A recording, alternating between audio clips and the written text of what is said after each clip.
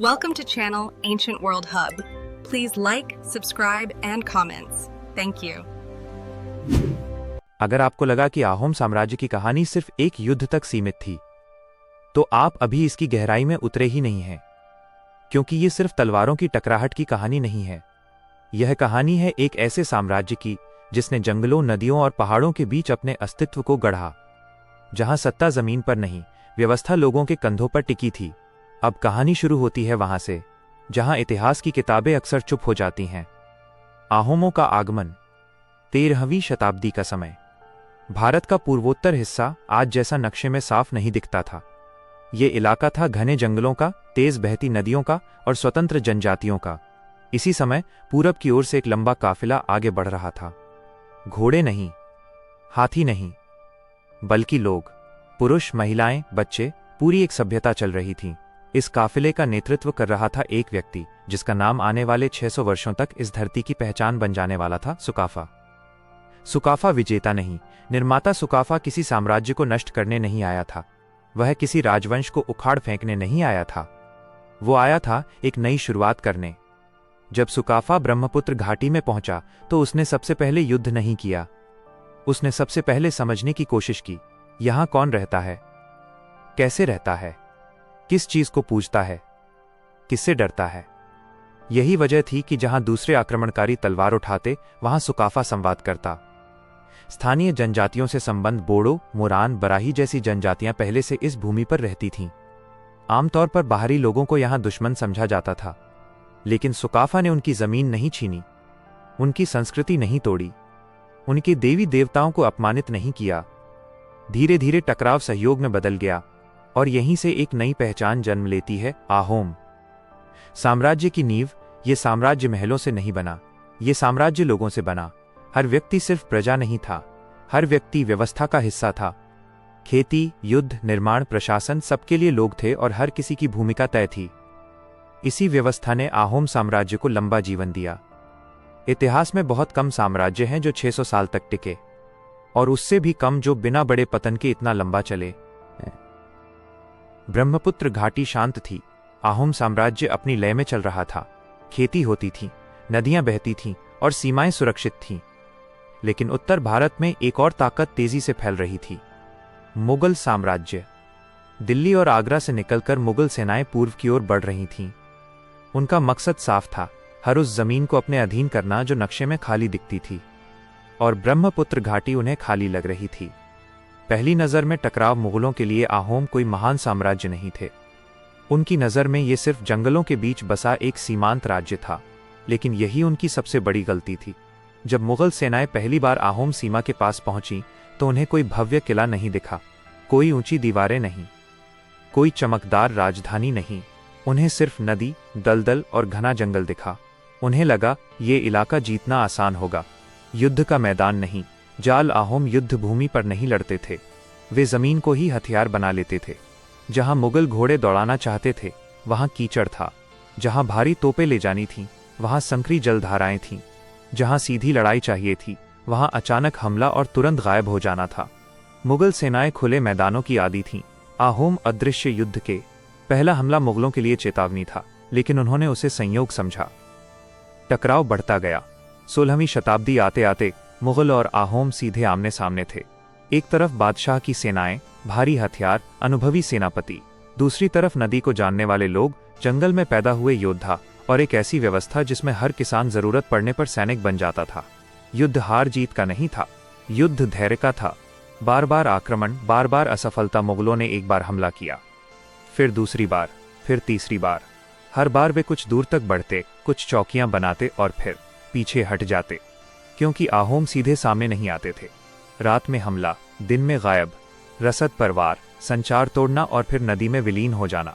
मुगल इतिहासकारों के लिए यह युद्ध उलझन बन चुका था। आहोम साम्राज्य का आत्मविश्वास, इन टकरावों ने आहोम साम्राज्य को कमजोर नहीं किया, उल्टा उन्हें अपनी ताकत का एहसास कराया।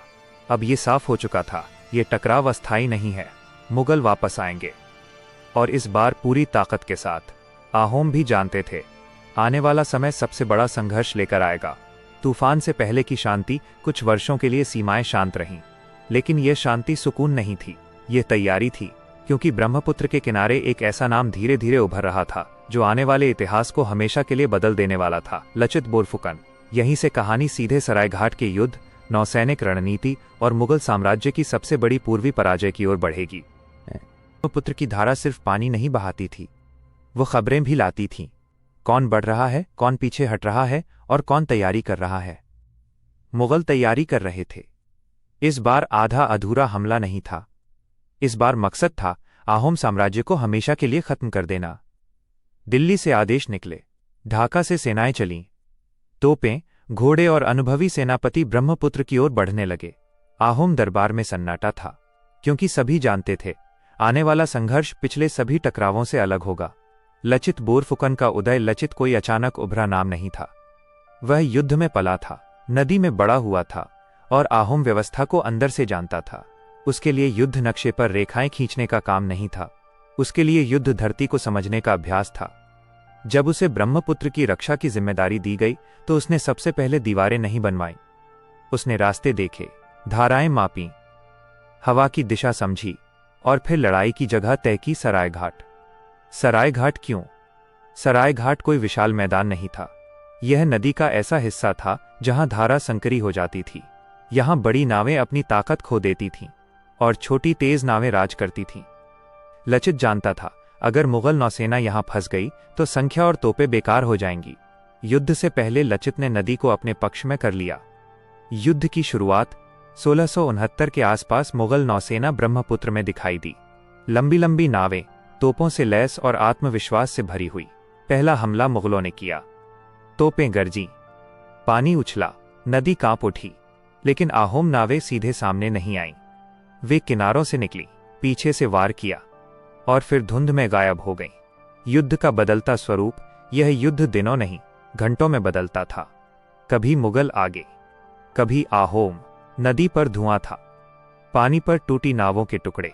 लचित किसी ऊंचे सिंहासन पर नहीं बैठा था, वो नाव पर था, सैनिकों के बीच। आदेश दूर से नहीं आते थे, आदेश लड़ाई के बीच से निकलते थे। बीमारी और संकट, युद्ध लंबा खिंच गया, थकान बढ़ने लगी और उसी समय लचित बीमार पड़ा। बुखार तेज था, शरीर कमजोर। कुछ अधिकारियों ने कहा आज युद्ध रोक दिया जाए, लेकिन नदी न इंतजार करती है न दुश्मन। वो क्षण लचित ने अपने सैनिकों की ओर देखा। उनकी आंखों में थकान थी, लेकिन पीछे हटने की जगह नहीं थी। उसने अपनी नाव आगे बढ़ाई और वहीं से लड़ाई का रुख पलट गया। उस दिन सरायघाट सिर्फ एक युद्ध नहीं था, वह ब्रह्मपुत्र की परीक्षा थी।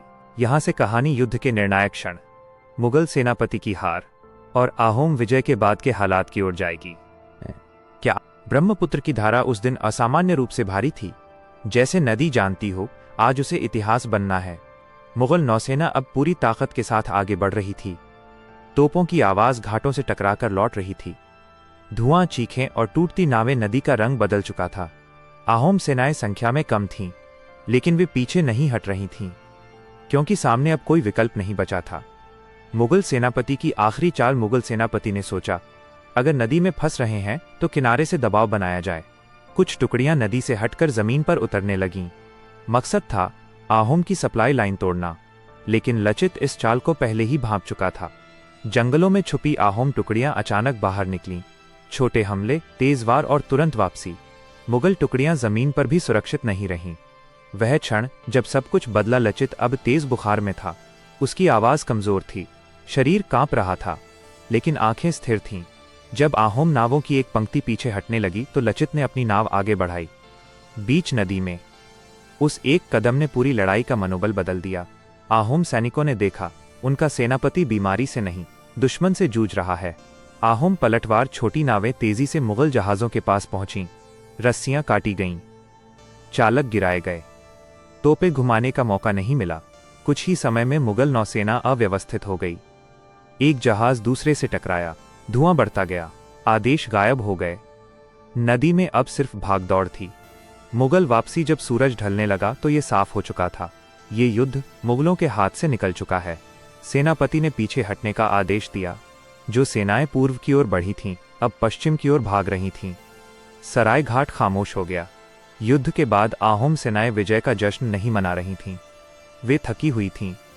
घायल थीं, लेकिन जमीन उनके पास थी। ब्रह्मपुत्र फिर से बह रही थी, जैसे कुछ हुआ ही न हो। लेकिन इतिहास रुक चुका था, लचित का अंत नहीं। छाप कुछ समय बाद लचित बोरफुकन इस संसार से चला गया, लेकिन उसका नाम आहोम साम्राज्य के साथ स्थायी हो चुका था। मुगलों ने फिर कभी पूरी ताकत से पूर्व की ओर देखने की हिम्मत नहीं की। अब कहानी युद्ध के बाद के आहोम साम्राज्य, अंदरूनी बदलाव और धीरे धीरे आते पतन की ओर बढ़ेगी। उम्मीद है आपको यह कहानी पसंद आई होगी और ऐसी ही रोचक ऐतिहासिक कहानियों के लिए लाइक और सब्सक्राइब करना न भूलें।